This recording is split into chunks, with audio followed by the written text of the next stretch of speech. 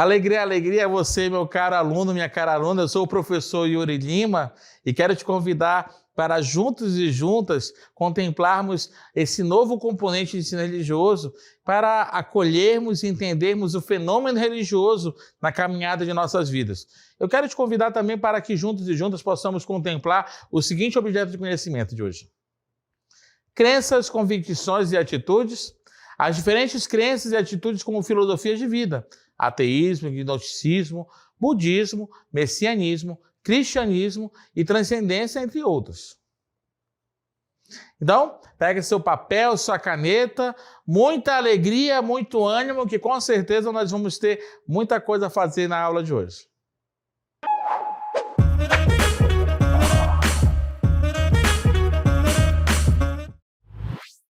Primeira pergunta que eu te faço: será que nós percebemos o quanto nós vivemos em uma sociedade plural, diversificada, com gente diferente?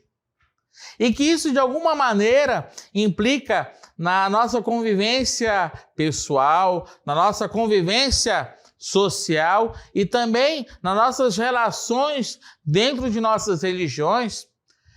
Essas e outras perguntas nós vamos tentar responder ao longo desta aula de hoje. E eu te convido para, juntos e juntas, pensarmos quantas pessoas diferentes compõem a nossa sociedade. Quantas ideologias, quantas visões de vida, quantos sonhos, quantas culturas que, de certa forma, fazem parte e somam na vida nossa de cada dia. Olha só, esses rostos, essas vidas, essas histórias, cada um de um jeito diferente, compondo esse grande mosaico que é a sociedade. E aqui eu quero te convidar para, juntos e juntas, começarmos com algumas ideias. O que significa viver em uma sociedade plural? Em primeiro lugar, pensar e viver uma sociedade plural requer entender que esta sociedade é uma sociedade diversificada e que no meio desta diversidade nós devemos ter respeito uns pelos outros. Esse respeito deve versar pela tolerância, pela visão inclusiva, entendendo que também essa diversidade abarca uma multiculturalidade, ou seja, uma diversidade de culturas, de ritmos de vida, que deve ser permeado pela dimensão do diálogo. Mas não um diálogo coercitivo, não um diálogo de qualquer jeito, mas um diálogo pautado e permeado pela dimensão da liberdade. E essa liberdade dialógica, inclusiva, multicultural é que deve, de certa forma, permear toda a convivência humana. E uma convivência que, de certa forma, também nos atina, nos aponta o respeito pelas diferenças. Então, pensar e viver em uma sociedade plural é viver como indivíduos de distintas tradições, opiniões políticas e crenças religiosas, que também é algo que é extremamente desafiador. Então, pensar de maneira plural, pensar de maneira dialógica, pensar de maneira respeitosa, entendendo que todos os indivíduos podem ter tradições, podem ter visões políticas, visões religiosas, com certeza é algo desafiante. Mas, por outro lado, é algo que deve nos atinar, deve nos desafiar a fazer pontes, não muros. E aqui eu te convido para, juntos e juntas, vermos esse monte de entrevistas e visões sobre diversidade.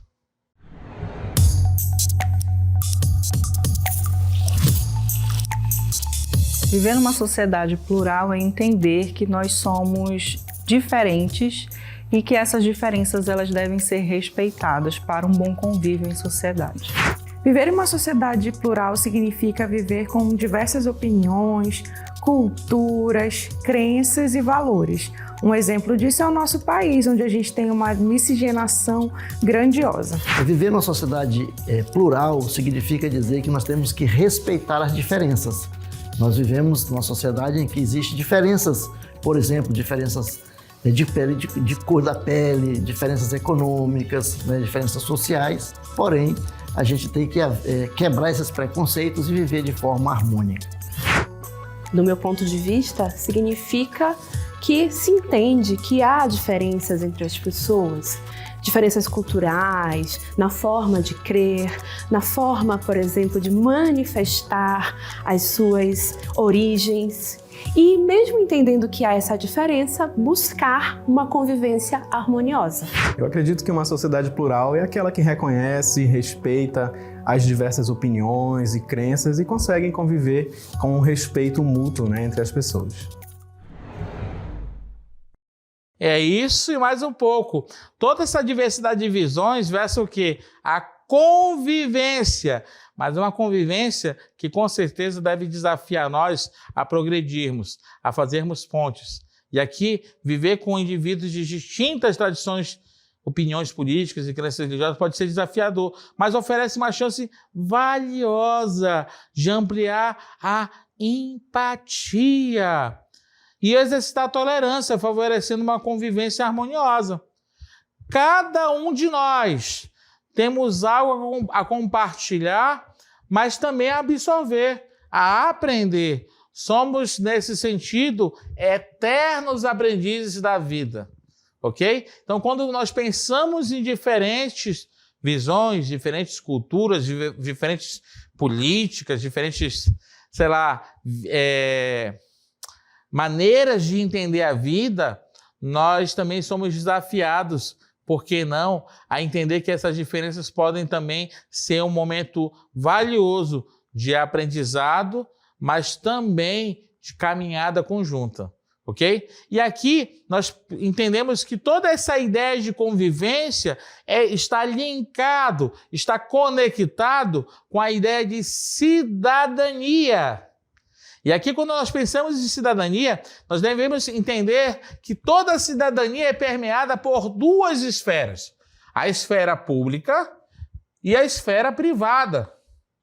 Então, nós poderíamos dizer o seguinte: professor, mas o que é uma esfera? Uma esfera é como se fosse uma área ou um ambiente onde fazemos coisas, seja usando a mente ou o corpo. Esses lugares, como a escola ou a família, têm suas próprias regras e jeitos de agir, ok? Então, cada esfera é uma maneira de estar no mundo, é um modo de entender o mundo, é um modo de que é permeado de regras e regras que vão funcionar de maneiras bem distintas.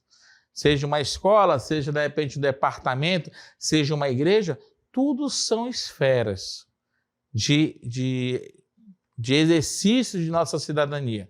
E aqui eu te convido a pensar que toda essa esfera é dividida em duas partes. Né? Nós podemos dizer que existem a esfera pública, né? E a esfera privada. A pública sempre vai levar em consideração a dimensão da convivência coletiva. A privada sempre vai levar em consideração o foro íntimo do cidadão. Então, tem certas coisas que você pode fazer em sua intimidade que não vão ser válidos de um ponto de vista coletivo. E tem certas coisas que você vai fazer do ponto de vista coletivo que não vão ser interessantes do ponto de vista íntimo ou privado. Ok? Vamos lá, então, algumas ideias. A esfera pública é tudo que envolve decisões que impactam várias pessoas. Para pensar uma escola ou uma cidade, quando o diretor da escola determina que os alunos têm que cumprir tantas horas de atividades solidárias, ou uma cidade aplica determinadas leis. Já a esfera privada é aquilo que é só seu, como que você faz em casa, ou suas próprias escolhas pessoais. Então, o que você faz na sua esfera privada não pode, de maneira alguma, cercear toda a coletividade que acontece na esfera pública. Por exemplo, você, de repente, adora comer tucumã, com pãozinho gostoso, com café, mas, de repente, na sua cidade tem pessoas que não gostam de tucumã, mas gostam de cupuaçu, gostam de abil, gostam de araçá. Você não pode impor o seu gosto por tucumã no gosto dos demais que fazem parte da cidade. E de onde que vem essa ideia? Bem, ela vem da Grécia Antiga. Essas noções de público e privado, tinha a questão da polis grega, que seria a cidade grega, que vão ser o berço dessas ideias. A ágora, que acontecia numa polis grega, era um lugar onde as pessoas se reuniam para conversar. Além de ser um espaço de encontro, servia para discutir e tomar decisões sobre as regras da cidade. Para os gregos antigos, tínhamos a palavra oikos, que quer dizer casa, mas em referência ao grupo de pessoas que moravam juntas, o chefe da família, geralmente o homem, os filhos, a esposa, os servos, todos conviviam no mesmo lugar. Então nós poderíamos dizer que essas ideias, a ideia de oikos, tem tudo a ver com a esfera privada.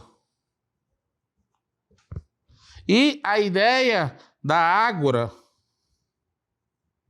que é onde acontecia toda a discussão dentro da polis grega, é aquilo que vai ser a semeadura da ideia de esfera pública. Ok? E aqui nós poderíamos dizer que a cidadania, então, como conceito, envolve participar das decisões que afetam a vida em comunidade, assim como os gregos faziam na ágora. Isso significa se envolver em debates públicos. Olha só as implicações. Nós poderíamos dizer o seguinte, que enquanto que nós poderíamos dizer que cidadania envolve participar das decisões que afetam a vida em comunidade, isso implica o quê? Debates públicos, tomar decisões em conjuntos, respeitar os limites entre o que é pessoal e o que é de interesse comum. Tudo isso, de certa forma, envolve a ideia de cidadania. Ok? E nós poderíamos dizer o seguinte, direitos e deveres estão interligados. O respeito e o cumprimento de ambos contribuem para uma vida mais equilibrada. Então, nós poderíamos dizer que quando nós pensamos em direitos e deveres, que seria aquilo que está dentro da esfera pública, do exercício da nossa cidadania, isso quer dizer que a hermenêutica, que o óculos de interpretação pelo qual eu vou exercer a cidadania, passa por essa menção à aplicação de nossos direitos e deveres. Ok? Tudo isso, de certa forma, passa por essa dimensão da cidadania. E aqui nós queríamos fazer menção a algumas coisas, alguns pontos de nosso ordenamento internacional e o nosso ordenamento mais nacional, que seria a Constituição. Internacionalmente falando, nós temos a Declaração Universal dos Direitos Humanos. O artigo 2 estabelece que todos os seres humanos têm direito a gozar das liberdades e direitos estabelecidos na declaração, sem distinção de raça, cor, sexo, língua, origem nacional, social, riqueza, nascimento ou qualquer outra condição. Então, o artigo 2 ela vai ser base da luta contra a discriminação. E defende a dignidade e a igualdade das pessoas. E essa base do artigo 2, ele vai acontecer porque todo cidadão ele está permeado de algo que nós chamamos de dignidade humana.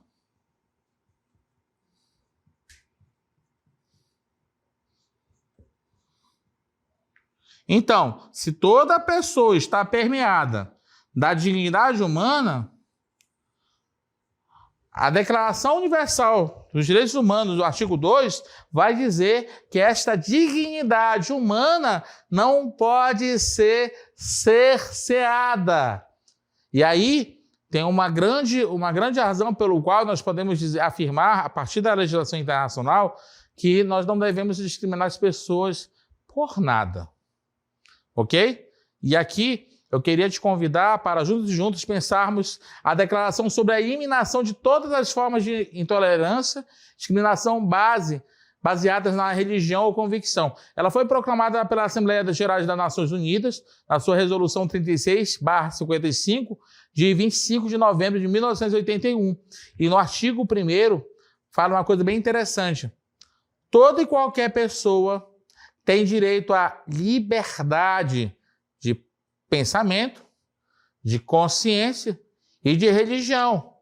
Esse direito implica a liberdade de ter uma religião ou qualquer convicção de sua escolha, e a liberdade de manifestar sua religião ou a sua convicção individualmente ou conjuntamente com outros, tanto esfera pública quanto privada, pelo culto, pelo cumprimento dos ritos e as práticas de ensino. Então, nós estamos vendo já uma consequência da Declaração Universal dos Direitos Humanos. Essa Declaração de 81 depois vai influenciar a nossa Carta Magna, que nós seguimos no Brasil, que é a Constituição Federal de 88, que você vai perceber que lá no artigo 5º da Constituição de 88 vai ser recepcionado a legislação da Declaração Universal dos Direitos Humanos e também a resolução da ONU de 81. Vamos dar uma olhadinha? Olha só, a Constituição de 88 ela proíbe todo e qualquer tipo de atitude de preconceito, ou seja, julgar que alguém é inferior por causa de sua etnia, raça, religião, gênero ou classe social não é permitido sustentar ou apoiar a desigualdade, nem humilhar ninguém por qualquer motivo. Então, se acontecer algum tipo de coisa, algum BO, por favor, pode ir na delegacia e denunciar, tá bom, gente? Principalmente na questão religiosa. E pensar que a nossa legislação é garantista, ou seja, ela garante todos esses direitos, porque todos nós somos cidadãos que contemos, que carregamos a dignidade humana, também vai refletir no nosso contexto de cenário brasileiro em relação às religiões.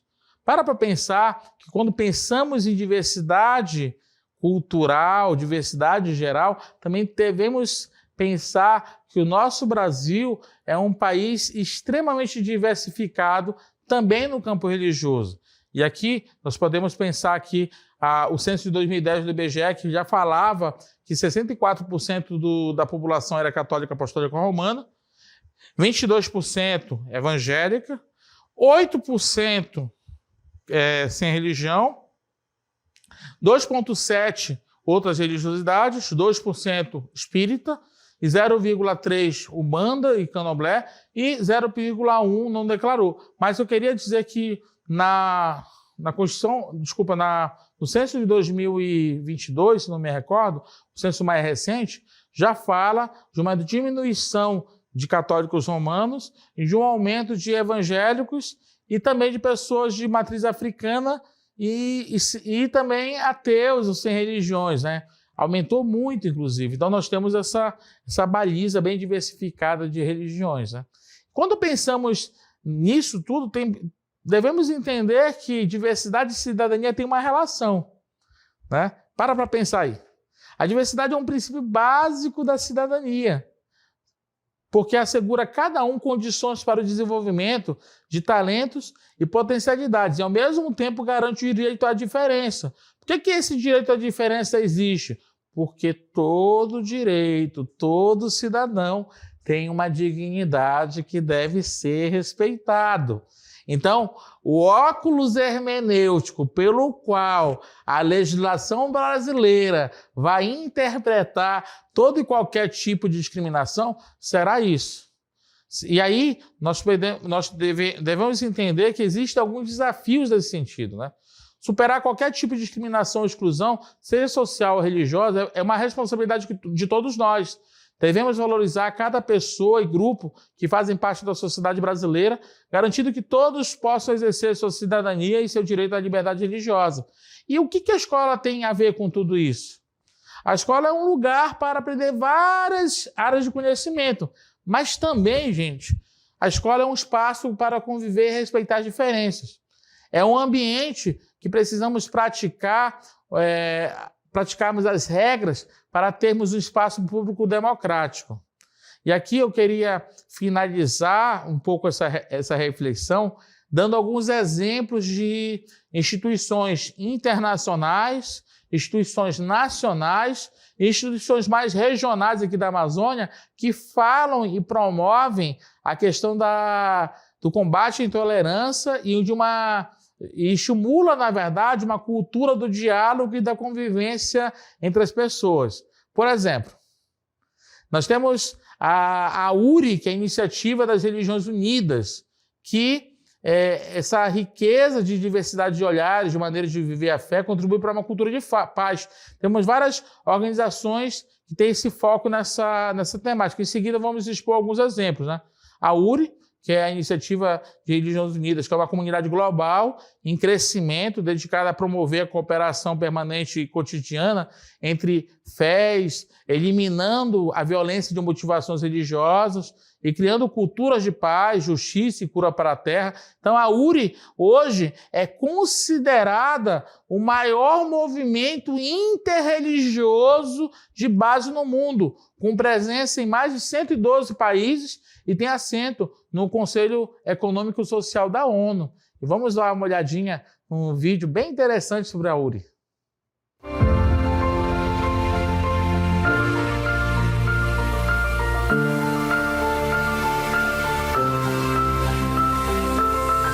A URI, Iniciativa das Religiões Unidas, é a maior rede interreligiosa de base do mundo, presente em 113 países, com 1.200 círculos de cooperação. Fundada em 1995 pelo bispo William Swing, a URI busca promover a cooperação entre fés, eliminar a violência religiosa e criar uma cultura de paz, justiça e cura para a terra. A URI atua em diversas áreas como educação, meio ambiente, saúde, direitos humanos e muito mais. Sempre promovendo a cooperação e o diálogo interreligioso. Com mais de 1.200 grupos em todo o mundo, a URI impacta milhões de pessoas, criando pontes entre diferentes religiões e tradições, sempre com o foco na paz e cooperação. Projetos de destaque incluem a prevenção da Amazônia, a luta pelos direitos indígenas, o combate à pobreza e o apoio à juventude na construção da paz. Para o diálogo e a cooperação mútua, acreditamos que a diversidade é uma força para a paz.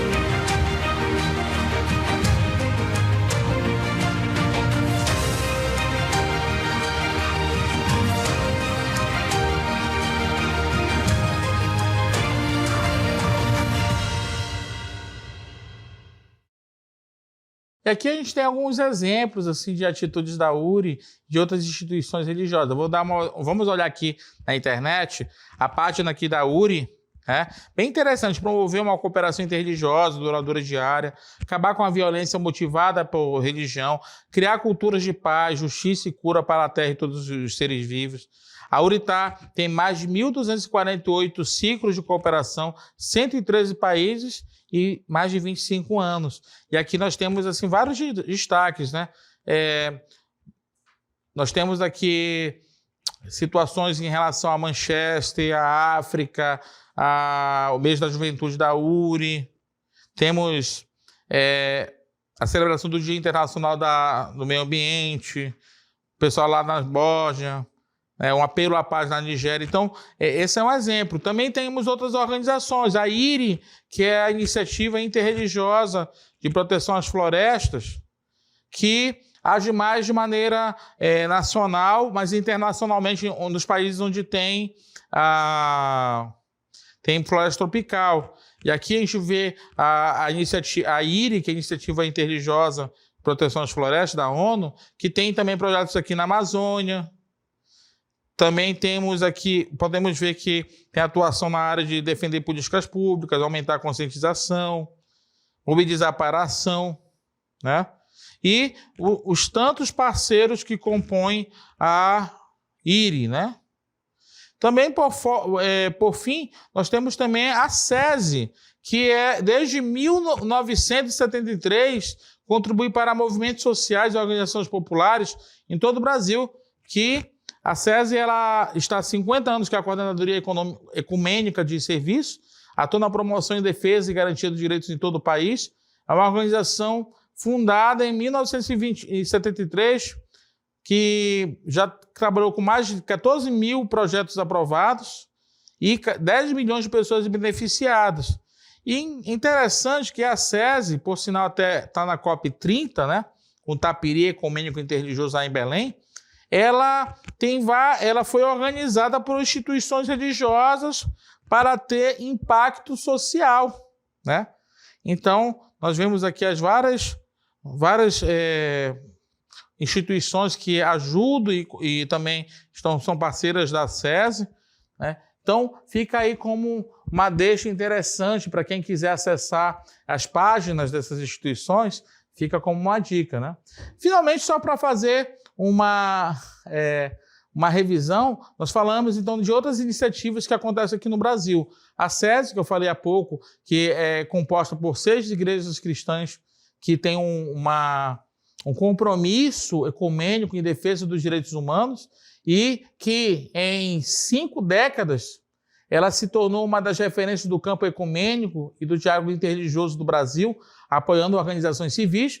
Mas aqui na Amazônia nós temos também uma organização fundada na Amazônia, gestada por amazônidas nesse campo do diálogo interreligioso, que é a Rede Amazonizar, que iniciou suas atividades em 2018 com comunidades cristãs, mas que com o tempo se tornou uma organização interreligiosa na Amazônia, sendo representação da URI na região amazônica, né?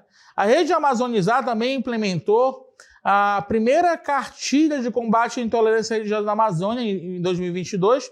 Por sinal, esta cartilha já está em trabalho de atualização para ser lançada a 2ª edição para ser usada em escolas, em organizações sociais, e atualmente está com a representação de movimentos sociais e também de tradições religiosas indígenas e africanas na região.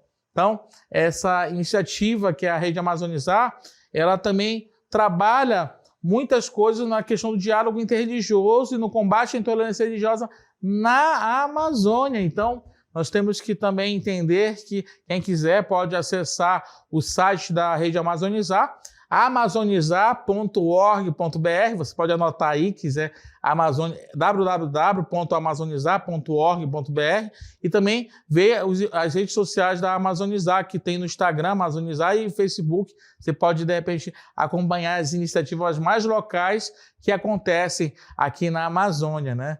Então, que bom que chegamos até aqui, falamos um pouco sobre direitos humanos, falamos sobre a dimensão da dignidade humana, da legislação que tende a proteger a cada um de nós, e também sobre organizações nacionais, internacionais e regionais que também dialogam sobre essa temática.